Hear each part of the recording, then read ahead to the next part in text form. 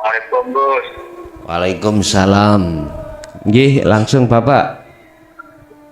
Yang saya tanyakan ke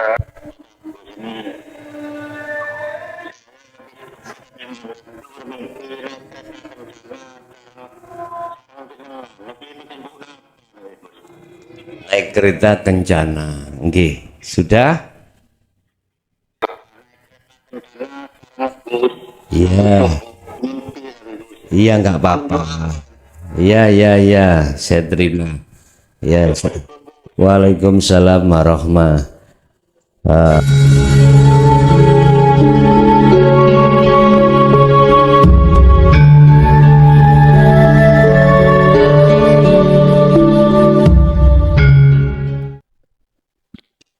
Bismillahirrahmanirrahim. Bismillahi tawakkaltu 'alallah.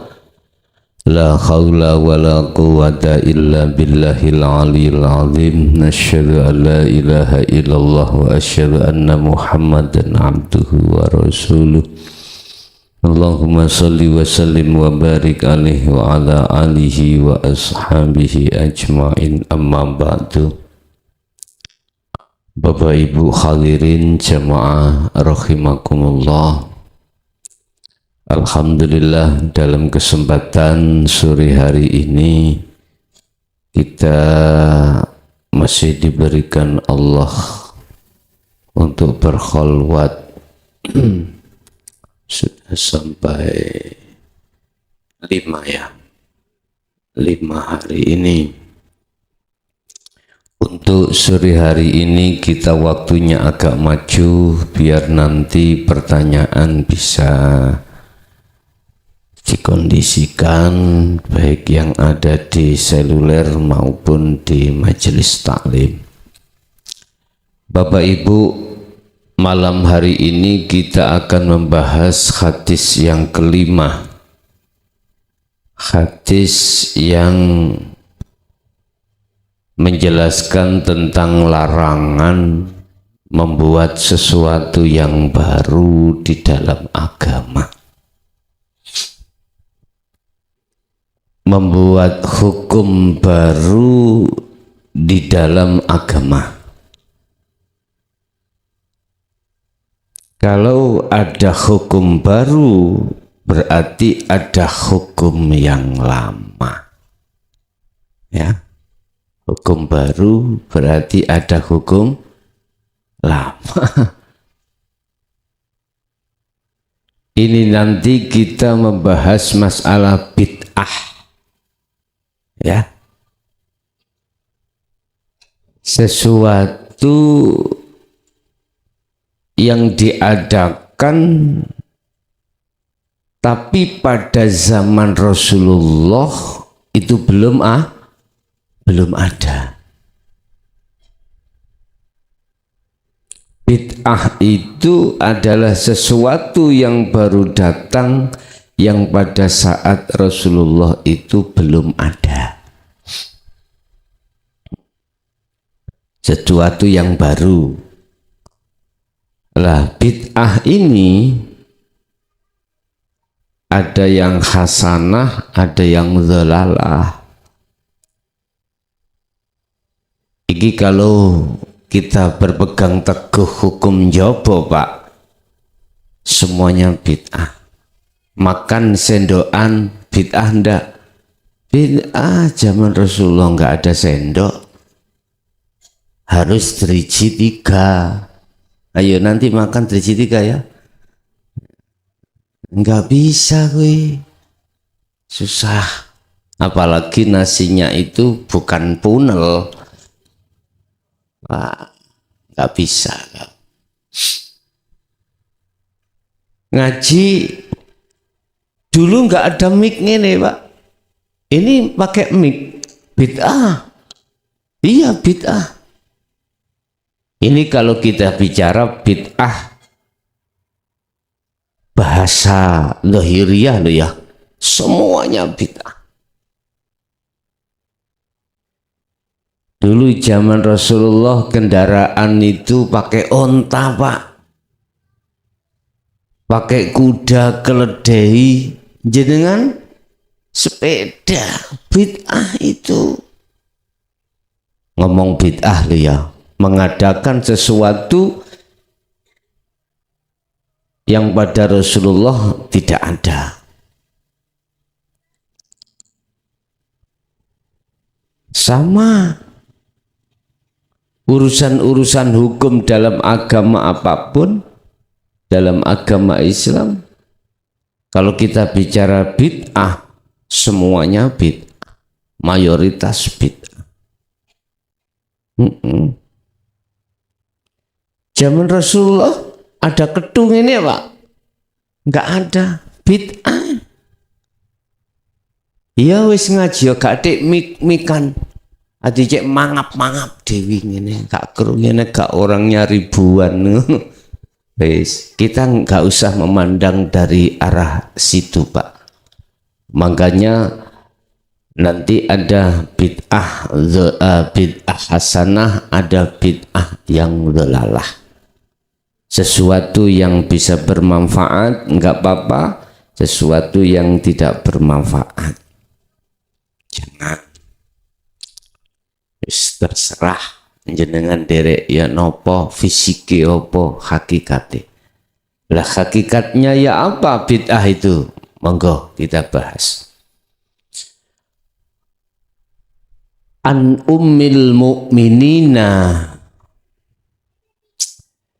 saking ibu wong mukmin kabeh, rupane Umi Abdillah Aisyah radhiyallahu anha qalat, anha saking Aisyah qalat dawuh sapa Aisyah. Aisyah iku garwane Kanjeng Nabi. Niki banyak hadis yang diceritakan oleh Sayyidah Aisyah karena beliau itu orang yang dekat pada beliau, pada istri yang termudanya. Seperti itu. Kala dawuh sapa Rasulullah utusane Allah sallallahu paring rahmat sapa Allahu alaihi wasallam, man ahdatsa fi amrina hadza ma laisa minhu fahuwa raddun, utawi sapane wong iku akhdasa agawe anyar teka sapa man fi amrina ing dalem perkorone agama ingsun, hadza utawi ahdas iku ma perkara laisa kang ora ana apa minhuma fawa mongko utawi man iku raddun den tolak. Barang siapa yang mengadakan sesuatu yang baru datang pada agama kami, kata Rasulullah, fahuwa raddun, maka ditolak, gak sah.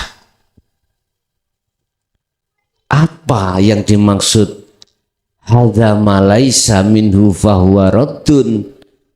Apa yang dimaksud sesuatu yang baru datang yang ditolak?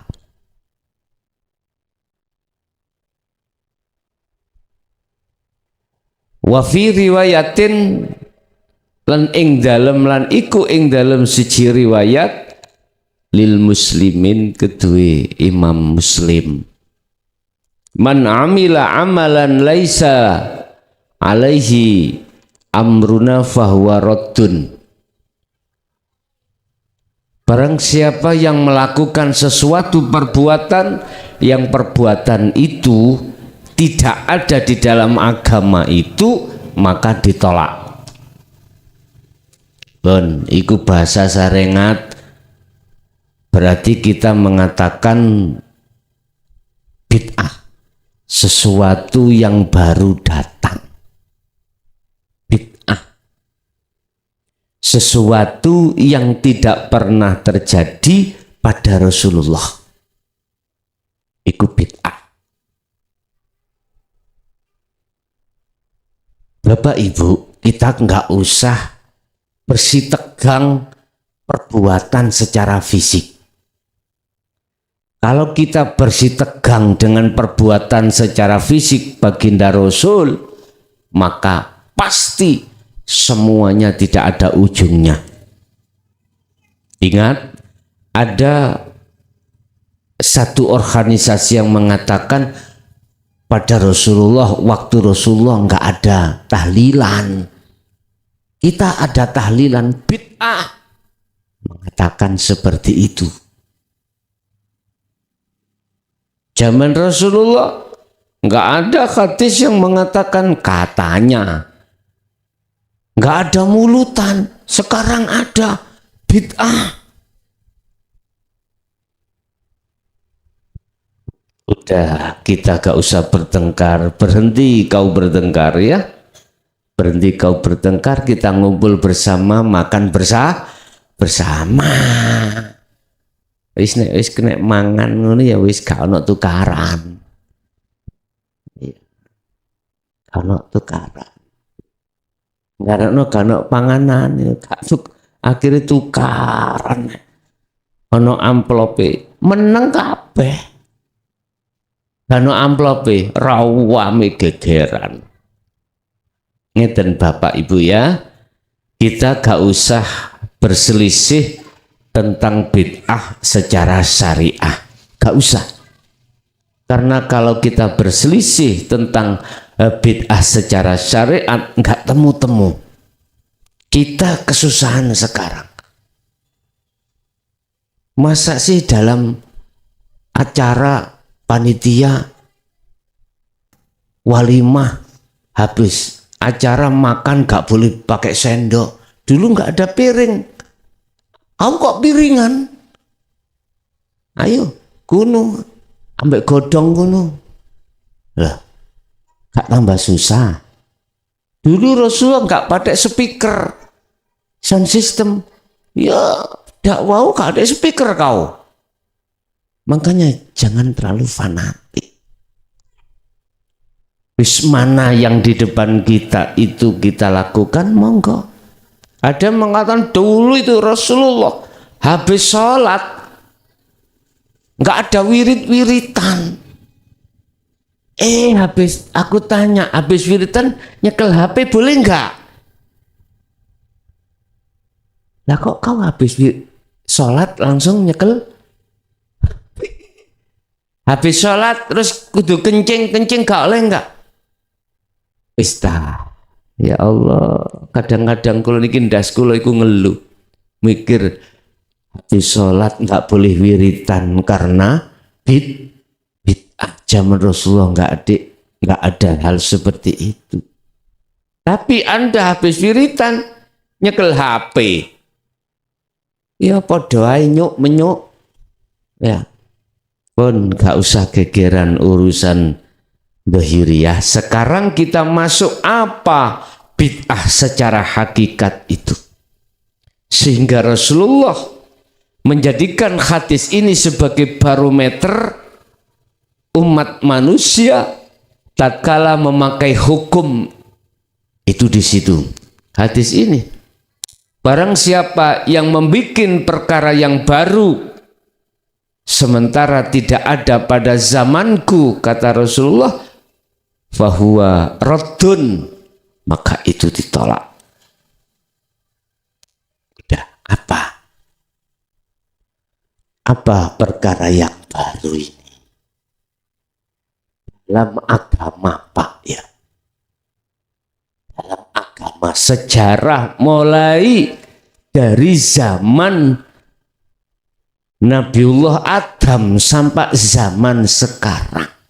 Iki hukum yang paling lama, hukum yang kodim, hukum sing paling lawas iki niki.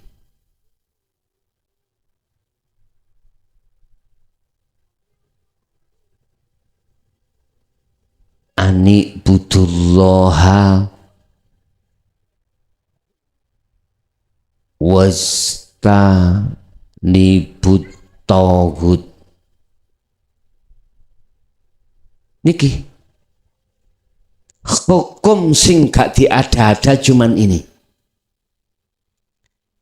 Arahkanlah anik budullaha, arahkanlah ruhaniyahmu Allah ing Allah.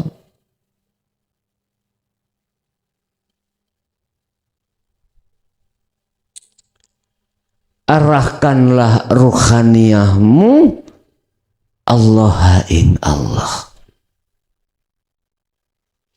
Wajtanibu, dan jauhilah dirimu ruhmu atau huta ing piro-piro perkara kang menyesatkan ruhaniyahmu, yaitu dunia wiyah. Niki hukum sing asli. Urusan jasmanimu itu berlaku yang model bagaimanapun silahkan. Yang terpenting ruhaniyahmu itu bertemu Allah. Yang terpenting ruhaniyahmu itu bisa makrifat pada Allah. Bahkan rawinya hadis ini Imam Muslim Bukhari mengatakan, man amila amalan laisa alaihi amruna fahuwa raddun. Barang siapa melakukan sesuatu perbuatan tapi di situ tidak disertai ruhaniyah makrifat pada Allah, artinya ruhaniyah ini mengadakan sesuatu hukum yang baru dihadapkan maka tertolak di mata Allah. Apa hukum yang baru? Hukum yang baru itu hatimu mengadakan pangeran baru, mengadakan Tuhan-Tuhan baru.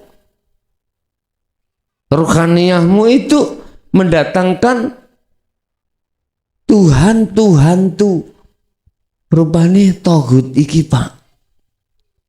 Ini berarti kita mengadakan sesuatu yang sesuatu itu baru. Ini sebetulnya iti hadis ini bukan masalah barunya laku fisik seperti mik iki bid'ah, sesuatu yang baru nggak boleh. Ngaji ya kudu lewat omongan nyedek ini.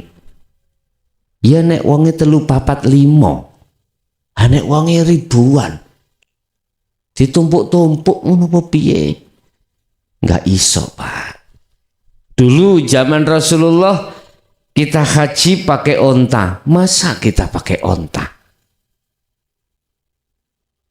Ya iso teletong tok ning dalan.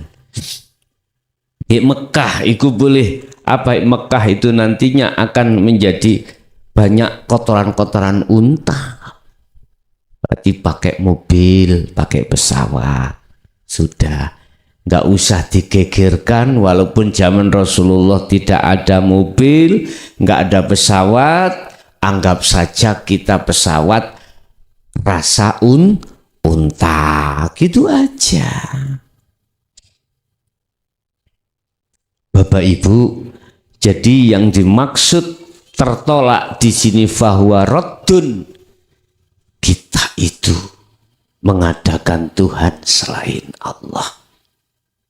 Artinya iman di dalam ruhaniyah kita itu ada iman selain daripada Allah. Aku tanya, lebih datang dahulu Allah apa makhluk? Allah lah. Mengapa lantas jatuhnya iman kita itu terhadap sesuatu yang baru, yaitu makhluk? Inilah yang dimaksud bid'ah, sebetulnya itu hakikatnya. Akhirnya tertolaklah.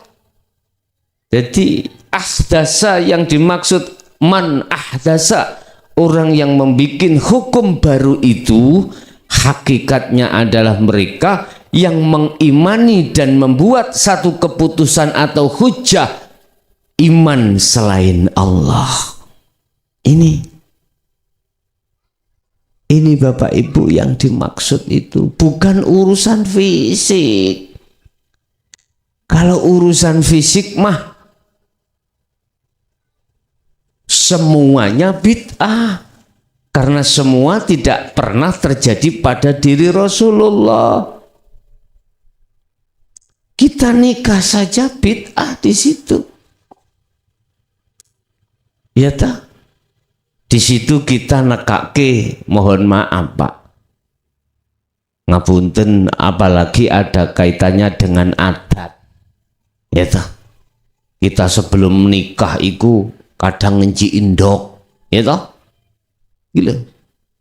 Apa itu? Mengidek ndok nih loh.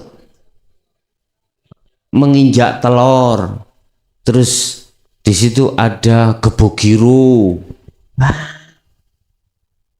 macem-macem.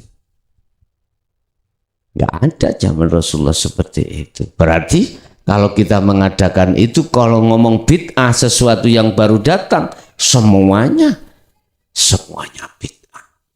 Makanya wahai organisasi yang sudah ada di Indonesia, tolong bos, tolong jangan gegeran bid'ah secara syariat.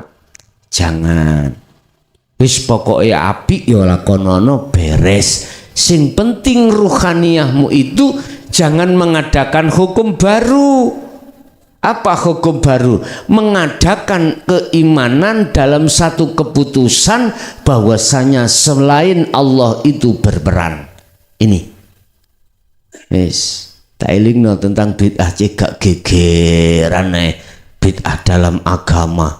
Akhirnya tibaan nggak boleh, mulutan nggak boleh, tahlilan nggak boleh, dan mulutan nggak boleh, nyekel HP boleh. Aku ya mbuh nek ngono. Kalau kayak hukum mesisan, ya wis zaman Rasulullah menisan mulus-mulusan secara fisik.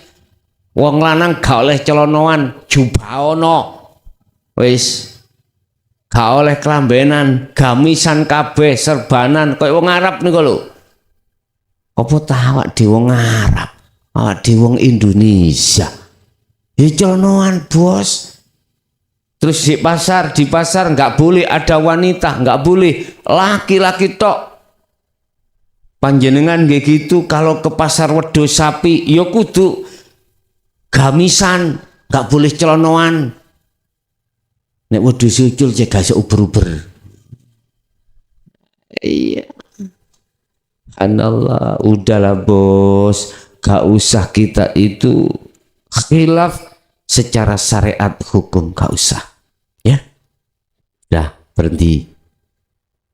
Kita harus evaluasi diri. Ternyata kitalah di antara golongan yang mengkhianati hadis ini, yang dimaksud membuat sesuatu yang baru tentang iman dalam hati kita, iman kepada selain Allah. Itu bisa mendatangkan manfaat atau mudarat. Contoh ya, contoh sering saya katakan, ini musim hujan, tangkis kita adalah jebol. Ada iman mengatakan karena air banjir itu yang menjebolkan. Lah inilah bid'ah sebetulnya itu. Hukum yang kau ada-adakan sendiri.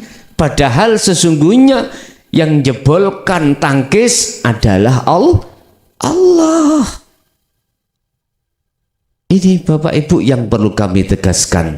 Oke? Kesimpulan, mengadakan sesuatu yang baru datang itu tidak di titik hukum syariat, tidak, tetapi di hukum hakikat. Silahkan secara fisik Anda itu melakukan perbuatan apa menurut agama Anda masing-masing. Yang terpenting ruhaniyahmu itu condongnya terhadap Allah. Millata Ibrahim Hanifa, condongnya ruhaniyahmu untuk mengesahkan Tuhan yang Maha Esa. Oke, Bapak Ibu hadirin, itulah sedikit tentang masalah hadis yang kelima, berbicara masalah jangan mengadakan sesuatu yang di dalam agama kita tentang yang baru. Oke, kita masuk pada sesi tanya jawab dan dialog. Barangkali ada yang di majelis dulu, kami persilakan. Assalamualaikum warahmatullahi wabarakatuh. Waalaikumsalam warahmatullahi wabarakatuh. Apunten Ki Gus, badhe taken nggih. Agak didekatkan Mbak ya. Nggih, nggih. Cuman nggak di materi yang ini Gus ya. Ini materi halwat boleh ya? Diambil aja miki dek salon masalahnya, diambil sambil duduk. Lah, cedek salon masalah ya di nyuling. Nggih, Bu. Ini perihal masalah halwat ya Gus, Perihal masalah halwat. khalwat. Iya, kemarin dapat kode itu pertanyaan, cuman bukan mimpi Gus. Saya bangun tidur ada yang bisikin Gus. Jadi ingatlah dua perkara, katanya tolong kamu jaga, satu ibu, terus kedua kenongo. Kenongo itu apa, dan ya itu hakikat makna dari bisikan itu apa gitu Gus.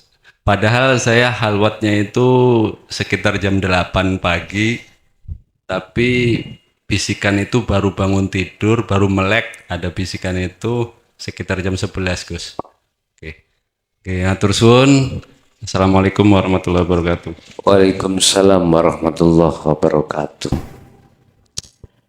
Itulah tentang masalah hukum syariah dan hakikat. Ibu, ada kaitannya dengan hukum syariah. Kenongo, kenalilah perkara-perkara siapa yang dimaksud kenongo itu. Kalau kita ngomong kembang kenongo metune cuma legi, ngono ya. Jadi kenongo itu maksudnya adalah Allah. Berarti hukum hakikat.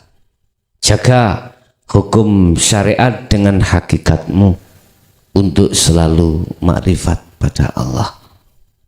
Ibu minangka laksana syariatnya, karena ibu yang mengandung kita, melahirkan kita.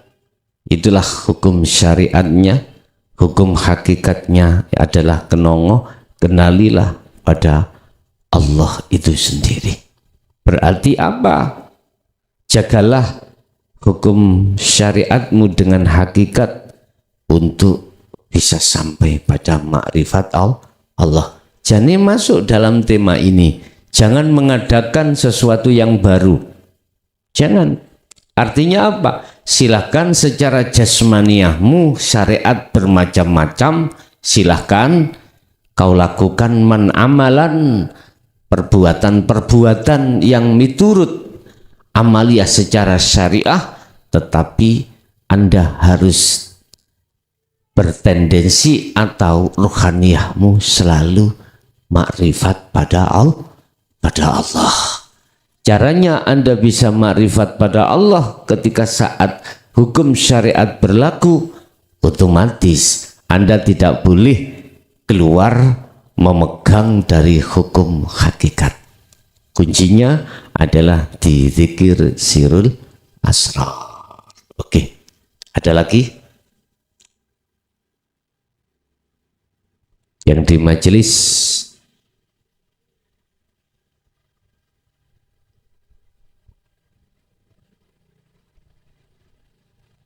Assalamualaikum warahmatullahi wabarakatuh. Waalaikumsalam warahmatullahi wabarakatuh.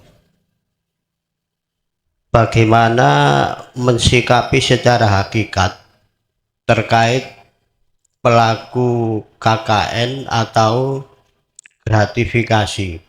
Karena di era saat ini kita butuh bekerja, kita butuh milih sekolah, itu mengeluarkan uang. Kan nanti yang bekerja ini berarti kan juga mendapatkan penghasilan. Itu kalau dilihat dari segi hakikat itu Bagaimana? Sampun matur suwun. Assalamualaikum warahmatullahi wabarakatuh. Waalaikumsalam warahmatullahi wabarakatuh. Bagaimana tentang masalah KKN atau gratifikasi ditinjau dari hukum hakikat? Sebab di zaman yang globalisasi ini mohal alias gak mungkin kita bisa keluar dari hal itu karena zamannya kita dituntut untuk bekerja. Bapak Ibu hadirin jamaah rahimakumullah. Melihat kondisi hukum di Indonesia seperti ini, yang segala sesuatu itu mayoritas ukurannya uang memang. Sudah membudaya di mana-mana. Kita bisa masuk bekerja di instansi ini harus pakai ini, harus pakai ini. Kalau enggak tersisih kita. Nah gitu Pak ya. Ini ada dua jawaban, Anda memilih yang mana terserah. Terserah. Apakah memilih hukum jobon jero, hukum luar dalam, apakah hanya memilih hukum dalam saja? Terserah. Sekarang saya tak bicara hukum dalam luar dulu.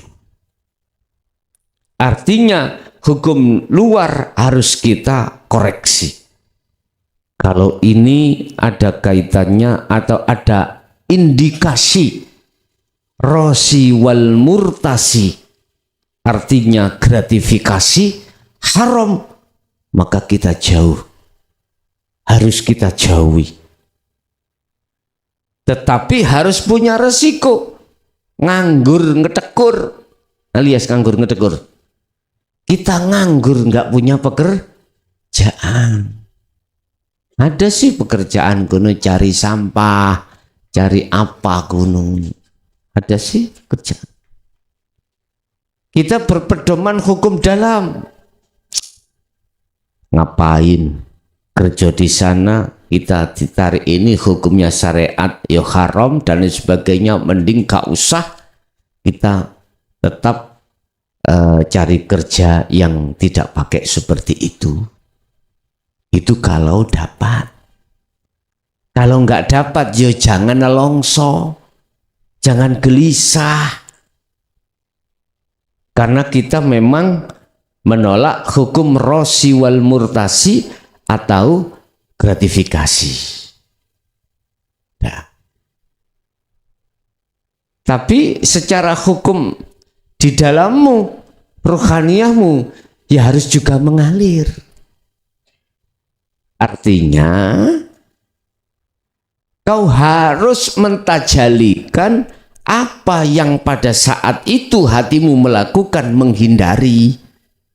Berarti olehnya kau menghindari karena Allah. Karena Allah. Kau menghindari secara fisik dari rosi wal murtasi atau gratifikasi atau KKN, itu karena Allah. Moga sampai milih yang seperti ini ya harus rohaniyahmu karena Allah. Silakan. Ada yang tidak, Pak, tidak memikirkan hukum syariat tapi menetapkan hukum hakikat saja lewat tajalli. Bagaimana? Udah melihat zamannya seperti ini, pakai uang ya uang bos, tidak ada gratisan, nggak ada, gitu. Jadi kau minta jabatan apa?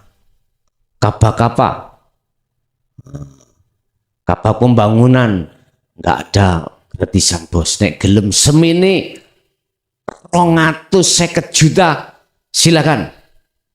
Nggak ada gratisan. Lo ngaku jadi pemimpin daerah iyo nomor 1, sak Mojokerto ya gak ono gratisan kok. Uang. Kau pingin ikut aku ngambil jabatan struktural. Apa-apa? Anu aja Pak, camat. Kamu belok camat ya. Iki mumpung bupati ini mukhlason. Jauh piro? Wis duitmu piro? Lah, gampang Pak. Pak gratisan aku dulu bos. Itu pasti Pak. Tidak berhenti dari situ Pak. Jabatan struktural itu setengah tahun pekerjaannya kalau tidak ngelegakno atiku. Apa bahasane ngelegakno atiku? Memaremkan hatiku, memuaskan hatiku, mutasi. Makanya wedi Pak, jabatan struktural kalau camat kabak-kabak sama saya itu takut. Bupati ini aku jadi ketakutan kabeh. Takon ngaji wis gak adek gak gelem ngaji. Absen mergae. Hei, kabak pembangunan si iki datang, enggak datang. Tak coret wis. Gak ketakutan nah. Ayo. Wedi Pak. Jadi masih ngantuk-ngantuk ya datang urusan ono ngene majelis. Paham gak paham urusan buri. Yang penting jabat aku gak mutasi. Ketakutan. Bagaimana kita mengambil hukum yang kedua? Udah, karena ini zamannya zaman yang memang pada manusia banyak gila dengan kehormatan, gila dengan masalah uang, maka Tuhan itulah yang kujadikan sebagai, maka uang itu, dunia itulah yang kujadikan sebagai Tuhanku. Udah, inilah perkara yang baru datang. Syariat tiga anu, nggak saya pikir hakikatnya yang penting hatiku tajali ngene yo karena loh, kalau hatimu betul-betul fana atas keakuamu, monggo bos gak popo. Beda lho, nek iki sing penting aku melok-melok katanya, sing penting tajali beres jari Gusti, gak apa-apa. Lho tak takoki, waktu itu rohaniamu betul tajali apa ndak toh?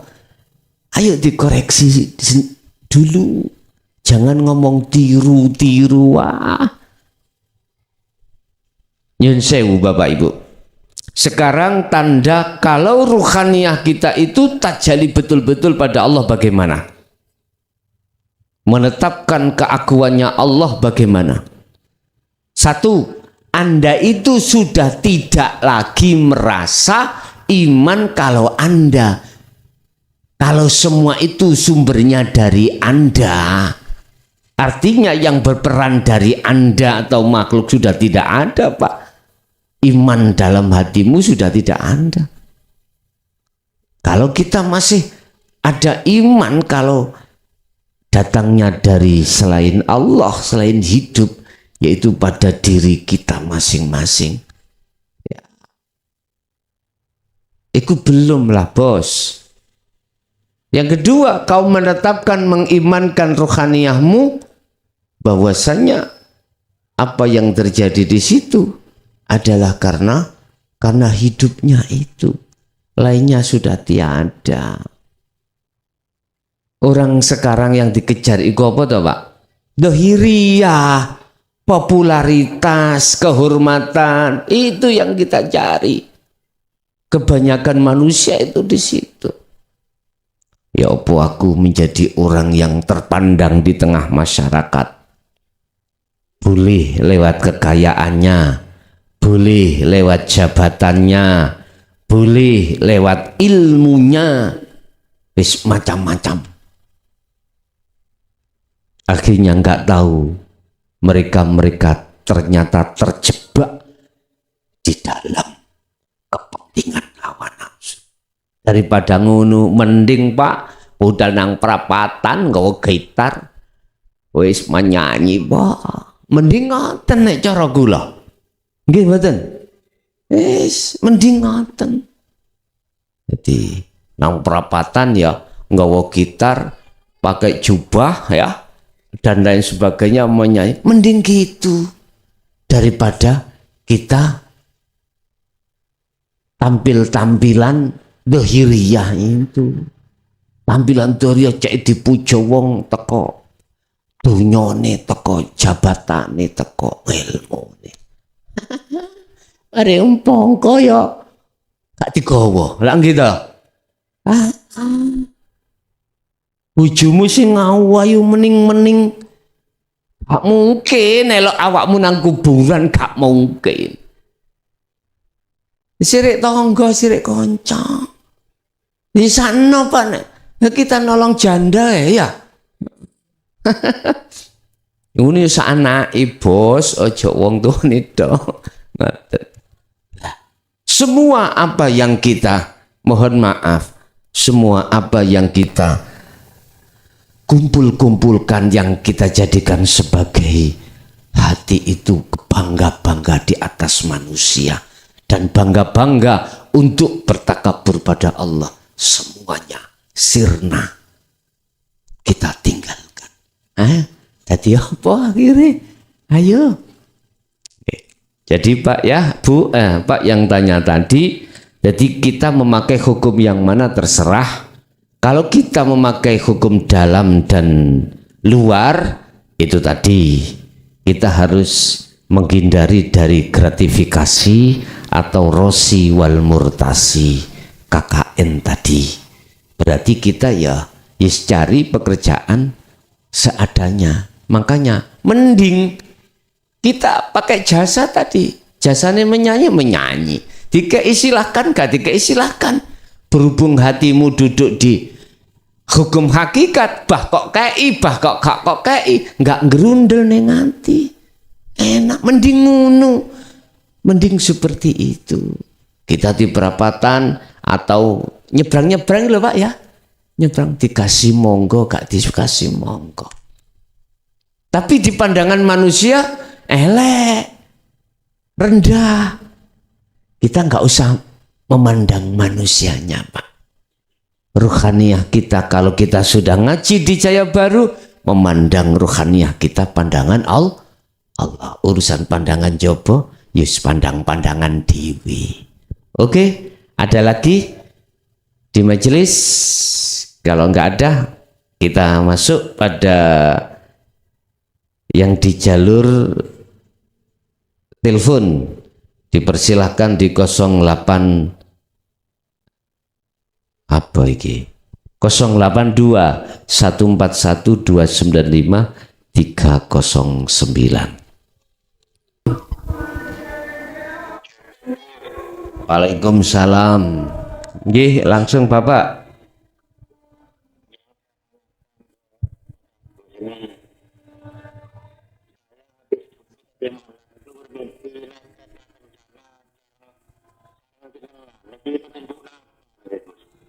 Naik kereta kencana, nggih, sudah?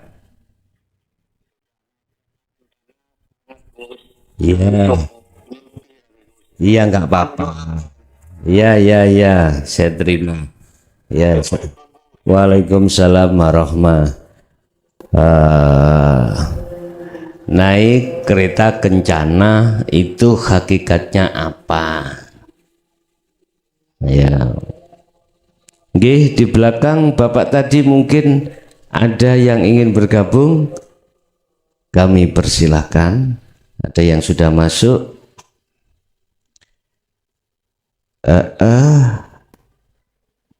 Assalamualaikum. Halo. Itu dari Purumaya.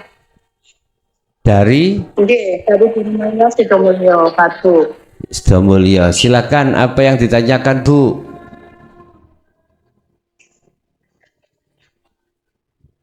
Halo. Halo, niki saya kasih konten lebet Pak. Halo. Halo, sudah masuk. Yang ditanyakan Ibu apa? Ini yang ditanyakan, ketika kita sholat, halo, ketika sholat bacaan tidak kita baca tapi kita berzikir sirul asror. Ya. Kemudian yang kita rasakan itu ya tiba-tiba air mata berlinang gitu aja Gus. Gitu. Iji. Nggih, Bu. Nggih. Nggih, itu aja Gus. Nggih. Waalaikum. Oke.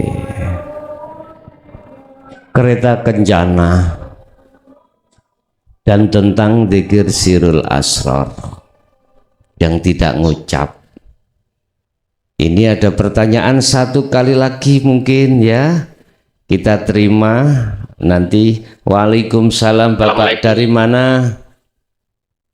Terus mau tanya itu tentang puasa Ramadan itu sama puasa itu lebih utama mana?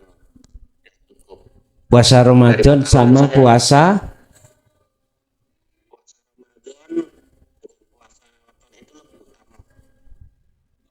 weton. Nggih, Pak.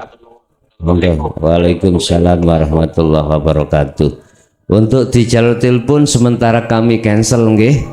Ada 3 pertanyaan tadi. Pertama, masalah ketika khalwat dinaikkan kereta kencana. Apa yang dimaksud kereta kencana di sini adalah buruk, Pak, itu buruk ya. Buruk itu duduk meleburuk loh ya. Nanti buruk itu tumpaan.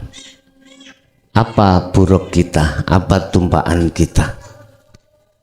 Kalau bahasa Kanjeng Rasul, buruk itu berbentuk kuda berkepala seorang wanita. Itu adalah nafsu, kehendak, kekarepan dalam diri kita. Apa kekarepan, kehendak dalam diri kita? Jadikan itu sebagai buruk Anda.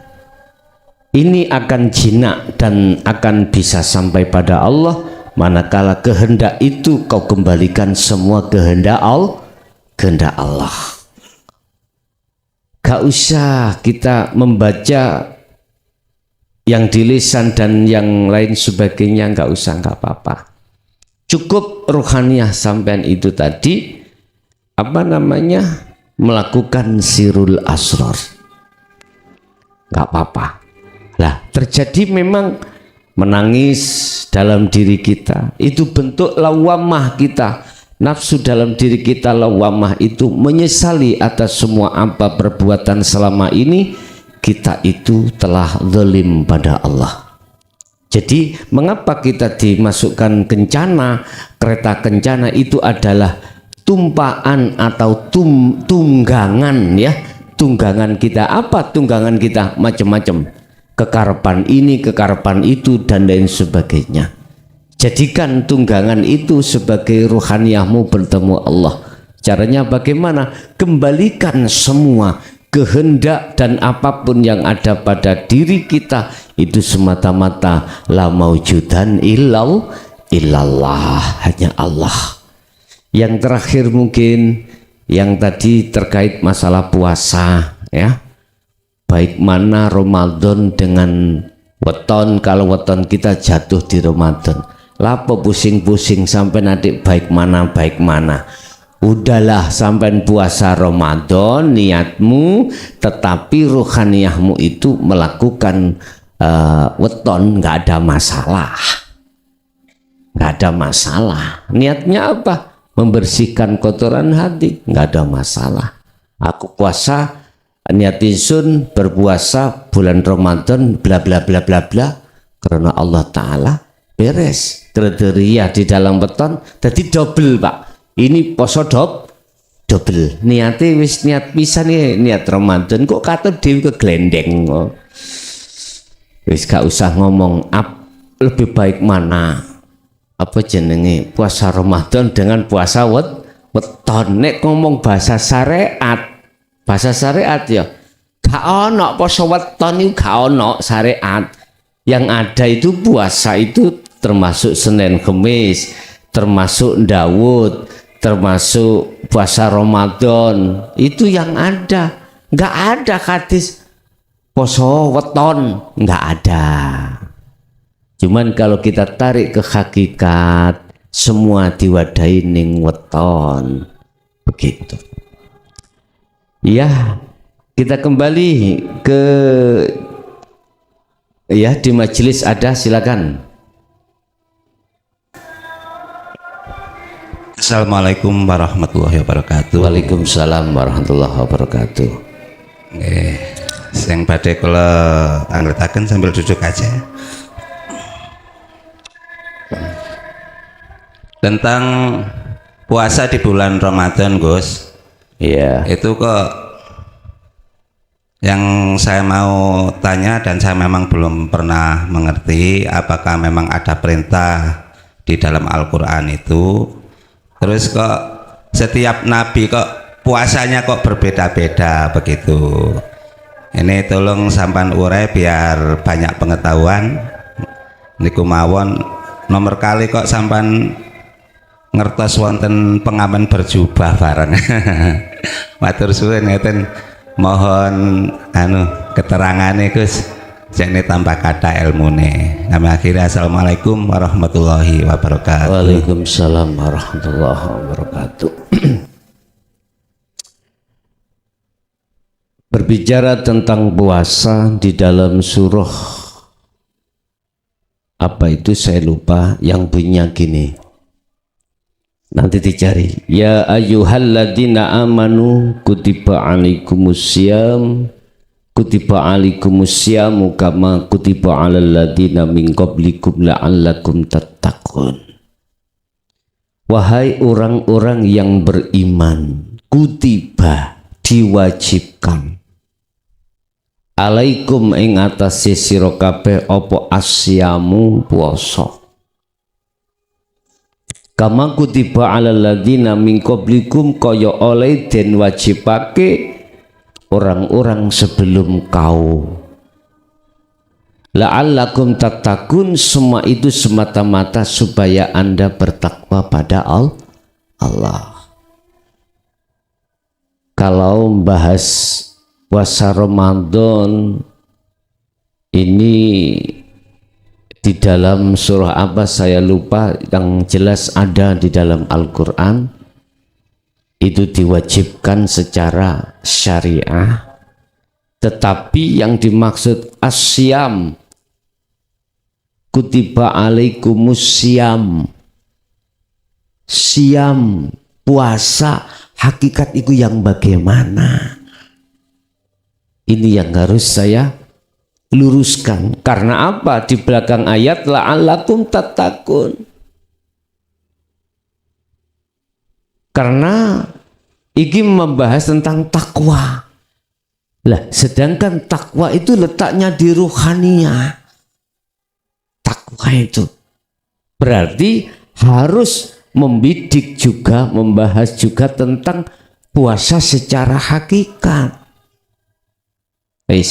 Puasa secara syariat diterangkan di dalam hadis dan ijma' qiyas. Kalau di dalam Al-Quran gak oleh mangan tetel, gak oleh makan nasi, enggak di situ ranahnya. Jadi kita melihat lebih luas lagi di dalam hadis dan ijma' qiyas. Intinya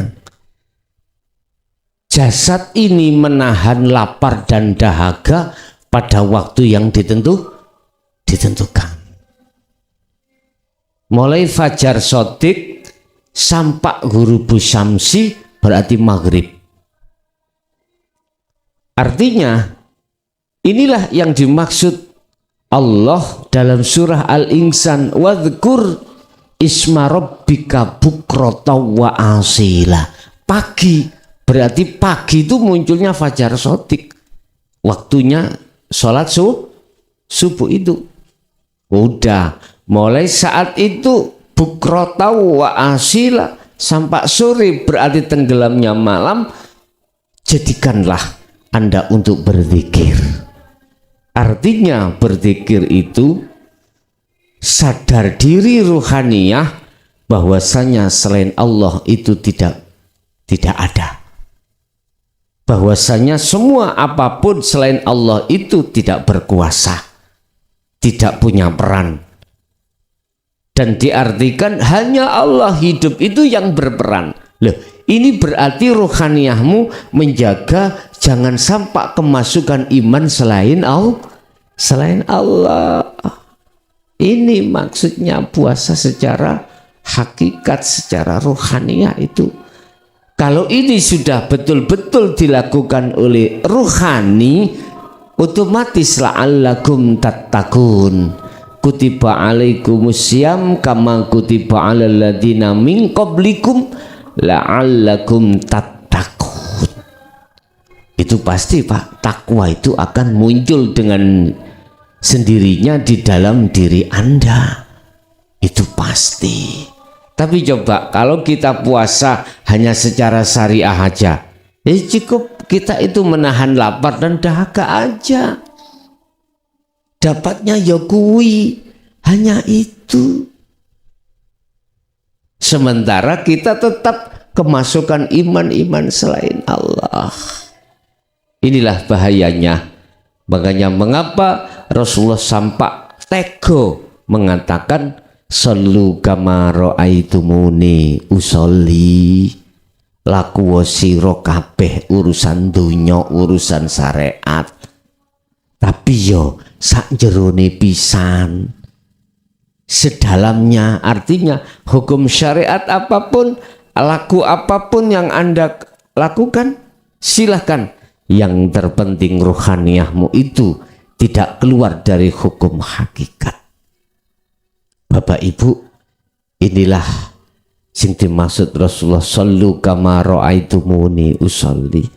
Jobo dadi jero, luar dari dalam rangka mengesahkan Allah. Ya ta? Enggak apa-apa. Walaupun dohir di perapatan dan lain sebagainya, walaupun dohir iki mau di kantor, walaupun dohir di ladang, walaupun dohir di pasar, silakan, sama saja semuanya, sama, status di mata Allah itu sama. Manakala ruhaniyah itu tetap duduknya di tajalli Allah, artinya ruhaniyah tetap memandang terhadap Allahnya yang berlaku. Akhirnya imannya ada di situ.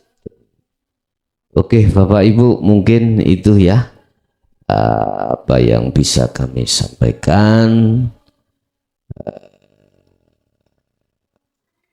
Sudah cukup. Ini sudah mendekati maghrib Pak Bung.